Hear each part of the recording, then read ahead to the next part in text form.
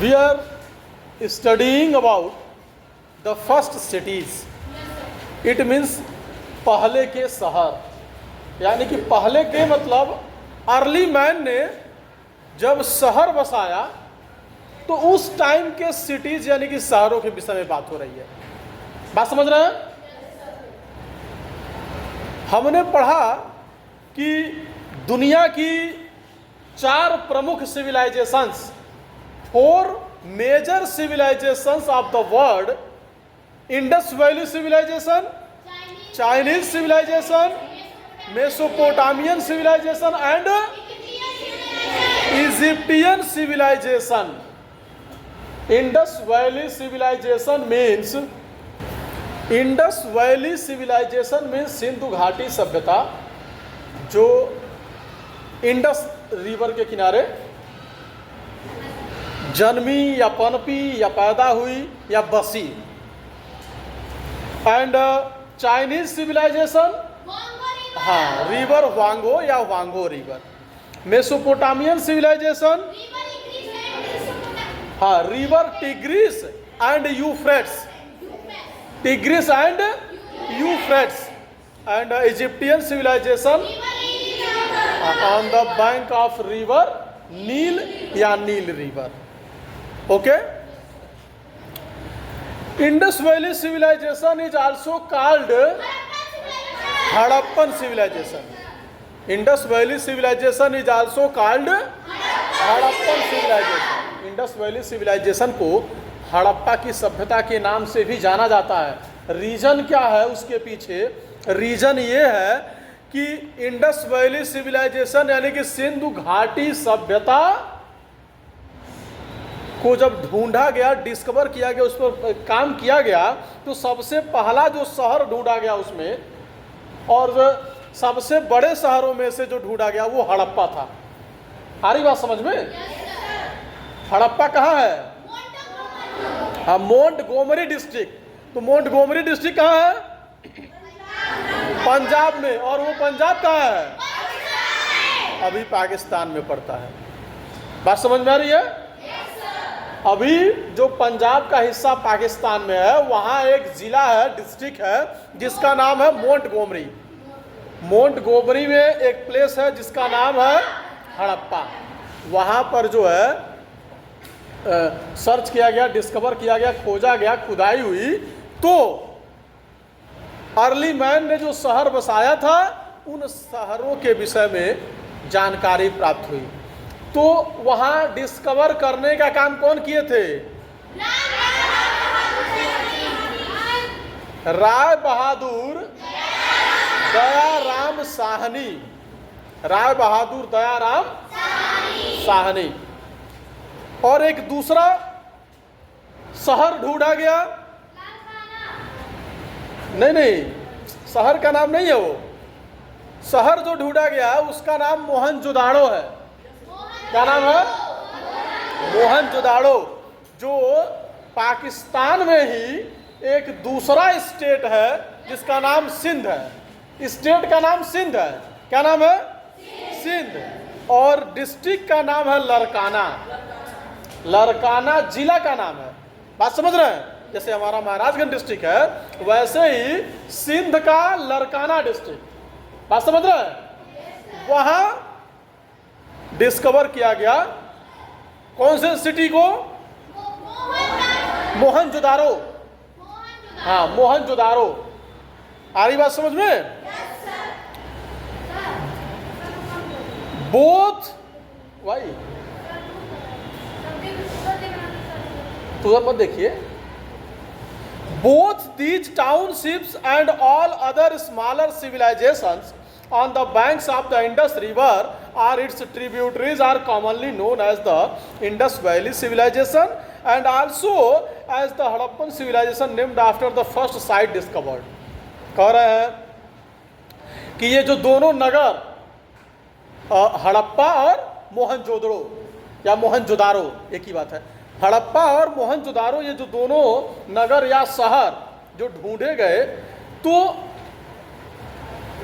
ये दोनों दूसरे और भी जो नगर या शहर ढूंढे गए थे नदियों के किनारे, वो सब छोटे छोटे थे, लेकिन उसमें ये दोनों सबसे बड़े थे, हड़प्पा और मोहनजोदड़ो। बात समझ रहे हैं? और सबसे पहले हड़प्पा को ढूंढा गया था, इसीलिए इंडस वैली सिविलाइजेशन का दूसरा नाम हड़प्पन सिविलाइजेशन है। Now period and extend, period and extend, वह समय कौन सा था और विस्तार किस प्रकार का हुआ। Indus valley civilisation flourished between 3000 to 1700 BCE. In all, over 1000 sites have been discovered and about 100 have been excavated. कह रहे हैं कि 3000 ईसा पूर्व 3000 BCE to 1700 BCE. BCE का मतलब बिफोर क्राइस्ट और BCE का मतलब है before common era, before common era. जैसे जो AD होता है ना, एनो डोमिनी, AD मीन्स एनो डोमिनी। तो अभी 2025 चल रहा है, हाँ ये 2025 AD है, तो इसको 2025 CE भी कहते हैं। क्या कहते हैं? हाँ CE, कॉमन एरा, CE यानी कि कॉमन एरा। तो जिसको बिफोर क्राइस्ट कहते थे उसको बिफोर कॉमन एरा भी कहते हैं। Got it? समझ में आ गया? वही कह रहे हैं कि 3000 BC से लेकर 1700 BC तक इंडस वैली सिविलाइजेशन जो है फ्लोरिस्ट किया, यानी कि पनप रहा था, विकसित हो रहा था। यानी कि 3000 से लेकर 1700 तक, लगभग 1300 सालों तक इंडस वैली सिविलाइजेशन में जो है नगर शहर थे, लोग रहते थे, अपना जीवन यापन करते थे।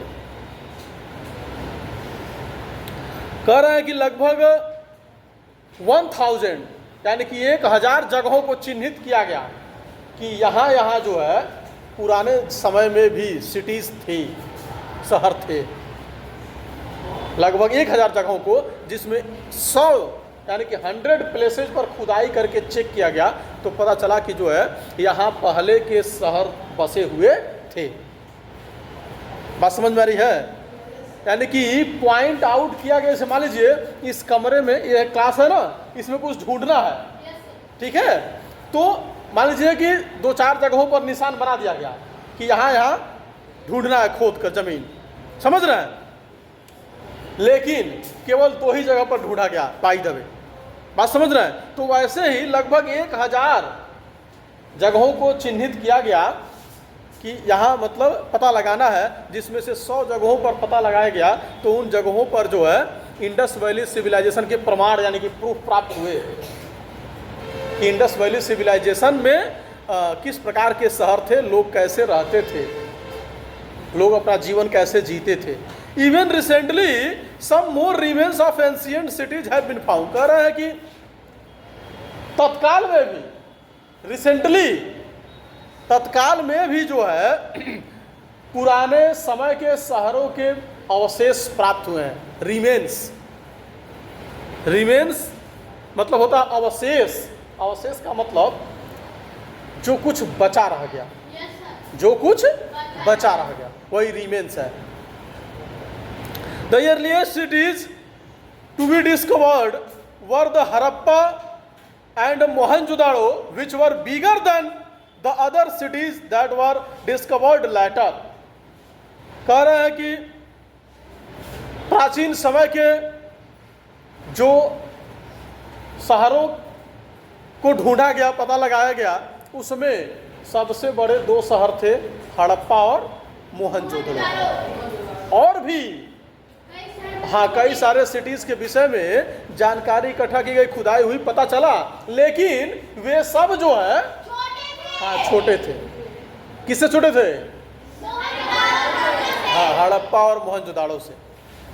जैसे एक जगह का नाम बता रहा है, वहीं सिंध में ही कोट दीजी, सिंध में ही एक जगह का नाम कोट दीजी, लोथल, शुरकोटडा, धोलावीरा इन गुजरात, अपने देश में गुजरात में जो है लोथल, सुरकोटडा और धोलावीरा। और कालीबंगन राजस्थान में, पंजाब में एक शहर ढूंढा गया रोपड़। आ रही बात समझ में? तो पंजाब में रोपड़, राजस्थान में कालीबंगन और गुजरात में लोथल, सुरकोटडा एंड धोलावीरा। याद रखिएगा, जैसे पूछा जाता है कि लोथल जो अर्लीस्ट सिटी में फाउंड किया गया था, ढूंढा गया था, खोजा गया था, डिस्कवर किया गया था, वो किस स्टेट में पड़ता है? गुजरात। लोथल गुजरात में पड़ता है ना? लोथल, सुरकोटडा एंड धोलावीरा ये गुजरात में है। पंजाब में रोपड़ है और राजस्थान में कालीबंगन। सिटी आर्किटेक्चर, शहर निर्माण, यानी कि शहर लोग कैसे बसाते थे, किस प्रकार का सिस्टम उनका हुआ करता था। अर्ली मैन ने जब शहर बसाया तो उनका शहर कैसा होता था, वे लोग अपना शहर कैसे बसाते थे, कैसे निर्माण करते थे अपने शहर का। टाउन प्लानिंग, उनके कस्बे, उनके शहर, उनकी बस्ती का योजना, planning. Cities of this civilization so that people had a good knowledge of town planning and they were good architects. जो शहर ढूंढे गए, उन शहरों का अध्ययन करने के बाद ये पता चला कि उस टाइम जो लोग रहते थे वे लोग शहर बसाने का बहुत अच्छा ज्ञान रखते थे कि सिटी कैसे एडजस्ट करना है, कैसे बसाना है, कैसे निर्माण करना है सिटी का, शहर का कैसे बनाना है शहर। इसका बड़ा अच्छा ज्ञान था उनको। जैसे अभी 2-2,500 साल पहले का कोई व्यक्ति तो है नहीं अभी, तो वो कोई बताया नहीं। जो शहर ढूंढे लोग, हाँ, तो उसको देखकर आर्कियोलॉजिस्ट ने ये पता लगाया। बात समझ रहे हैं? जैसे मान लीजिए आप लोग क्लास में बहुत अच्छे से बैठे हुए हैं और क्लास में टीचर नहीं है, बात समझ रहे हैं, फिर भी आप वेल मेंटेन तरीके से बैठे हैं और कुछ सभी लोग जो है कुछ न कुछ पढ़ लिख रहे हैं, अपना काम कर रहे हैं, कोई शोर शराबा नहीं हो रहा है, no any type of noise. बात समझ रहे हैं?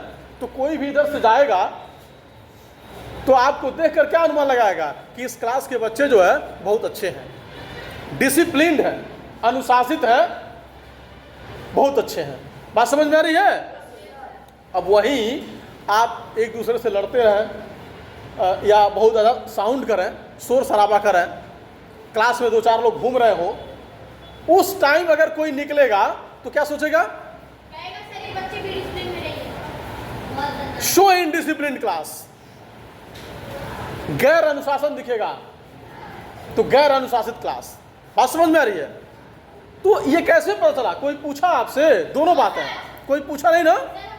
हाँ, आपको देखकर ये पता चल गया कि मतलब स्थिति कैसी है, सिचुएशन क्या है।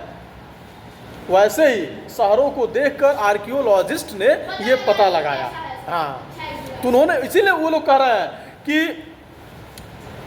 इंडस वैली सिविलाइजेशन में जो सिटीज बसाए गए थे तो उन सिटीज में जो लोग रहते थे उनके पास सिटी की प्लानिंग कैसे करनी है बहुत अच्छा नॉलेज था।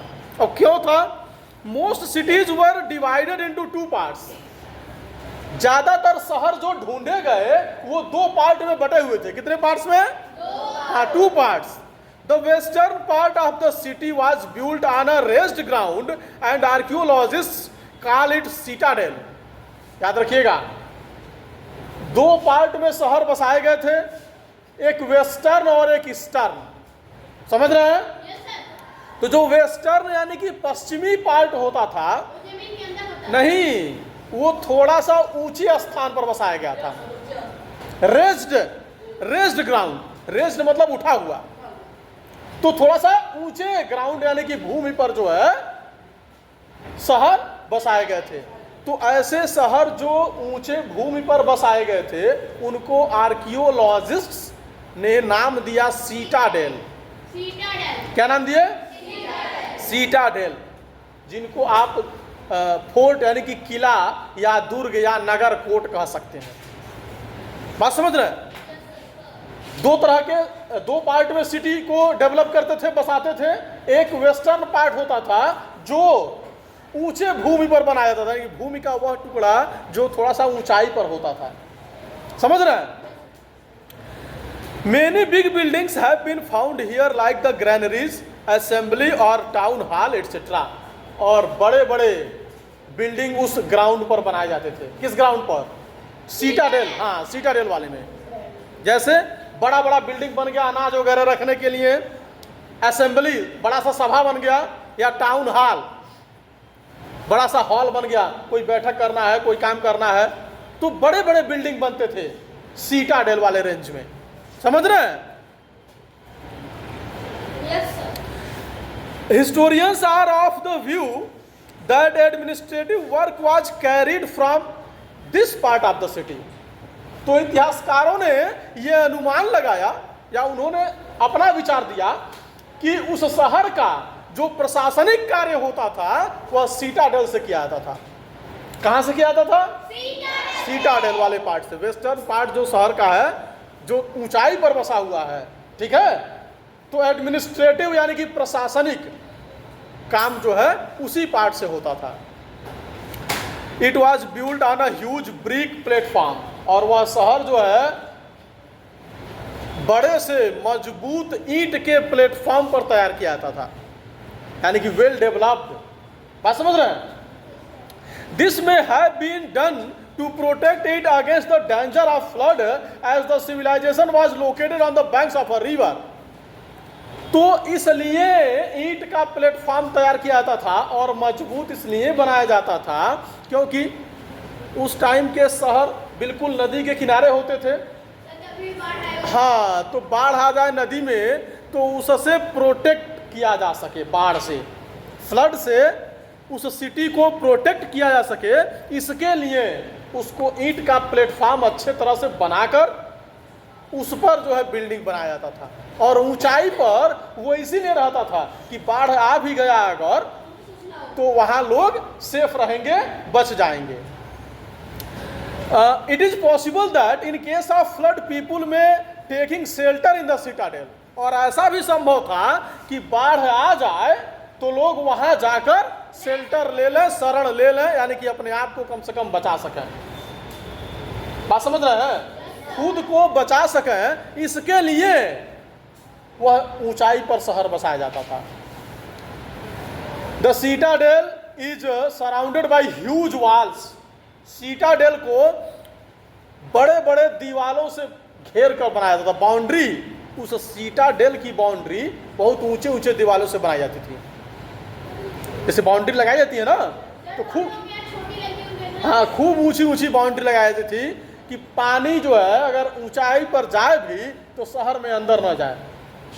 इसलिए historians believe that probably the ruling class stayed in this area, lower town was located to the east and common people lived in this area. कह रहे हैं कि इतिहासकारों का ऐसा विश्वास था कि जो उस शहर के, उस टाउन के, उस गांव के बड़े लोग होते थे, रूलिंग क्लास, जो शासन करने वाले लोग होते थे, वे लोग सीटाडेल वाले क्षेत्र में रहते थे। कहाँ रहते थे? सीटाडेल में। कौन लोग? Ruling class. कौन लोग? हाँ, रूलिंग क्लास मतलब शासन करने वाले लोग, मतलब कि बड़े लोग, समृद्ध लोग, धनी लोग सीटाडेल वाले एरिया में रहते थे। अरे कुछ तो धनी होंगे ना। देखिए, जिनके पास स्किल है, जिनके पास टैलेंट है, वो पैसा जनरेट कर लेंगे। जिस भी तरह से काम करते हो, जिस सामान ज़्यादा बना लेंगे तो समझिए धनी हो गए उस टाइम, क्योंकि पैसे का तो कोई काम था नहीं, सामान आदान प्रदान होता था। तो जो ज़्यादा स्किल डेवलप कर लिया, जैसे सबका माइंड एक जैसा तो होता नहीं है, कोई बहुत बुद्धिमान होता है, कोई मूर्ख होता है, कोई कोई थोड़ा सा बुद्धिमान भी होता है और मूर्ख भी होता है, यानी कि मिडिल क्लास होता है ना। तो जिसके पास ईश्वर ने जिस प्रकार के मस्तिष्क की शक्ति दी है उसके अनुसार व्यक्ति काम करता है। तो जो ज़्यादा स्किल डेवलप कर लिया खुद में, तो ज़्यादा सामान बना लिया और आज के समय में ज़्यादा पैसा डेवलप कर लिया। बात समझ रहे हैं? तो उसके आधार पर जिसके पास संपत्ति अधिक है वो बड़ा है, जिसके पास संपत्ति कम है वो छोटा है। तो रूलिंग क्लास के लोग सीटाडेल वाले एरिया में रहते थे और दूसरा पार्ट जो ईस्ट वाला पार्ट था वो लोअर टाउन के नाम से जाना जाता था। समझ रहे हैं? लोअर टाउन यानी कि वह नॉर्मल भूमि पर बनाई जाती थी, यानी कि नीचे वाले भूमि पर।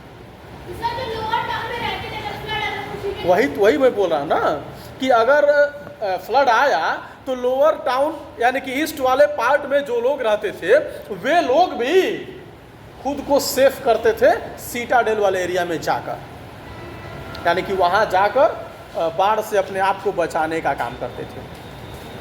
तो इस तरह से वेल डेवलप्ड सिस्टम के साथ जो है शहर बसाया जाता था।